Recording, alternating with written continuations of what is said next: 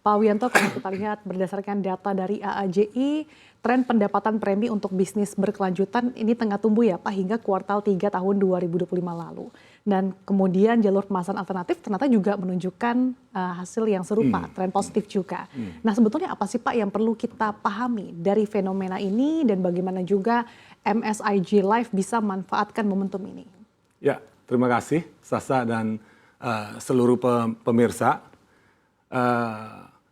Kita melihat tahun 2025 ini merupakan tonggak yang penting bagi industri maupun bagi MSIG Life sendiri. Kita berhasil mencatat pertumbuhan positif sebesar 33,5% dari sisi penerimaan pendapatan premi. Ini jauh lebih tinggi di atas industri. Dan juga di tahun 2026 ini kita melihat outlook-nya juga positif, didorong oleh kita lihat stimulus ekonomi baik di fiskal, moneter, maupun literasi inklusi yang meningkat. Dan juga fokusnya perusahaan dalam mempersiapkan strategi yang tepat, sejalan selaras dengan arahan OJK untuk pendalaman dan perluasan pasar itu, sehingga kita bisa memberikan perlindungan asuransi yang lebih luas kepada masyarakat. Nah, terkait dengan tren yang perlu dipahami mungkin selama 2025 ini, saya melihat bahwa ada tiga tren ya, atau shift ya. Pertama itu adalah tren shifting dari asuransi tradisional, unit link ke tradisional bergaransi terutama itu terus masih berlangsung. Yang kedua itu adalah tren asuransi kesehatan. Kita lihat baik asuransi kesehatan maupun asuransi kesehatan kumpulan itu naik lebih tinggi daripada asuransi tradisional dan maupun asuransi jiwa. Ya. Dan ketiga adalah kita melihat pendapatan perusahaan asuransi, industri asuransi tahun 2025 itu didorong oleh investasi. Ya, sementara pendapatan premi baru itu cenderung sedikit ya, menurun minus 6%. Ini merefleksikan daya beli masyarakat yang cukup mendapatkan tekanan di tahun 2025. Demikian yang kita lihat. Sementara di MSIG sendiri, kita alhamdulillah tumbuh di segala lini, baik new business, baik renewal, maupun baik dari single premi. Ini menandakan dan memperlihatkan bahwa kepercayaan masyarakat terhadap MSIG Life ini sangat positif. Terima kasih. Untuk faktor penopang tadi dari masing-masing lini produk sendiri seperti apa Pak?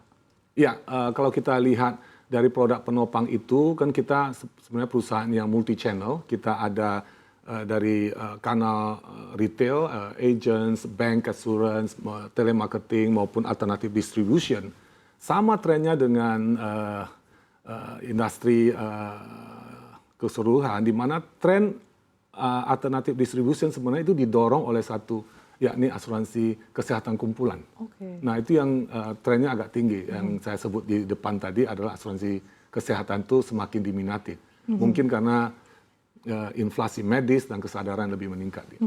Nah, tadi Anda sudah sempat sampaikan gambarannya, tapi kalau secara umum Pak, tren industri asuransi jiwa pada tahun 2025 sendiri seperti apa sih dan area mana yang menjadi kekuatan MSIG Life juga? Ya, seperti yang tadi saya sampaikan, tren itu bergeser ya, antara dari tradisional ke unit link, kemudian juga dari asuransi kesehatan yang meningkat. Semua itu merupakan suatu kesempatan, opportunity bagi MSIG Life karena positioning kita jelas, kita perusahaan yang memiliki kanal distribusi yang lengkap dengan lini bisnis yang lengkap, di mana kita juga ada di perusahaan tradisional produk, unit link maupun sampai dengan kesehatan maupun pensiun. Jadi kita melihat tren itu akan berlanjut di tahun 2026 ya.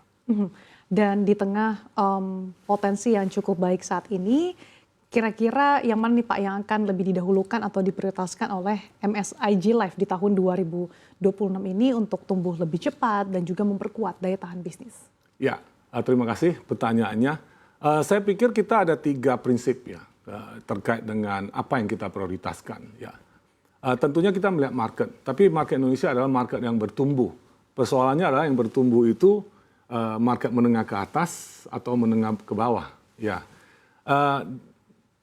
Dan terkait dengan pertumbuhan ekonomi dan faktor eksternal. Tapi internal sendiri kita sudah mempersiapkan dengan tiga strategi produk, yakni satu strategi produk yang balance, yakni tapi mengedepankan proteksi.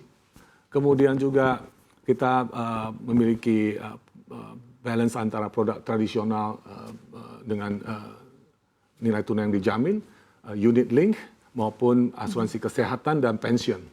Ya, dari sisi itu pembaurannya yang balance dan sehat, mengedepankan proteksi. Kemudian juga kita memberikan masuk ke semua segmen, terutama ke segmen tradisional dan maupun segmen syariah. Ya.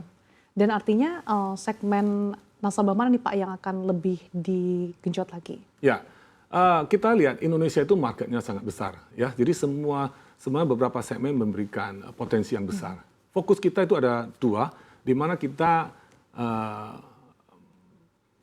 di asuransi konvensional kita itu menyasar segmen yang menengah ke atas, sementara untuk asuransi terkait syariah kita menyasarnya ke menengah ke bawah. Okay. Nah, itu dua fokus strategi yang kita akan jalankan di 2026.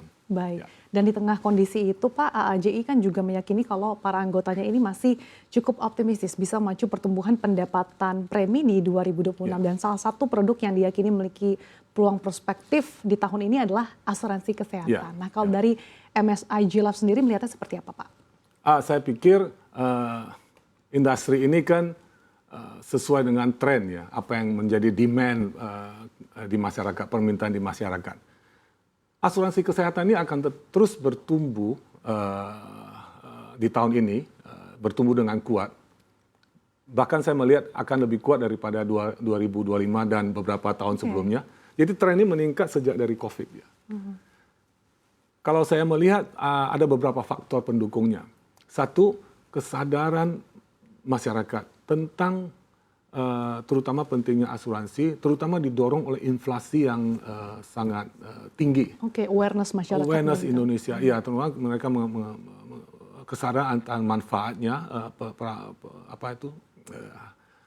perawatan yang mahal. Inflasi kita ini termasuk yang tertinggi di ASEAN, gitu ya. Kedua adalah tentunya peningkatan penguatan infrastruktur yang kita berterima kasih ada OJK terakhir ya, yang nomor 23 kalau nggak salah saya, itu untuk memperkuat ekosistem asuransi kesehatan, di mana memberikan transparansi yang lebih baik, masa tunggu yang lebih pendek, tetapi dibarengi oleh perawatan maupun tarif yang lebih sesuai, sehingga harga lebih terjangkau. Ini sangat penting untuk keberlanjutan asuransi kesehatan itu sendiri, karena itu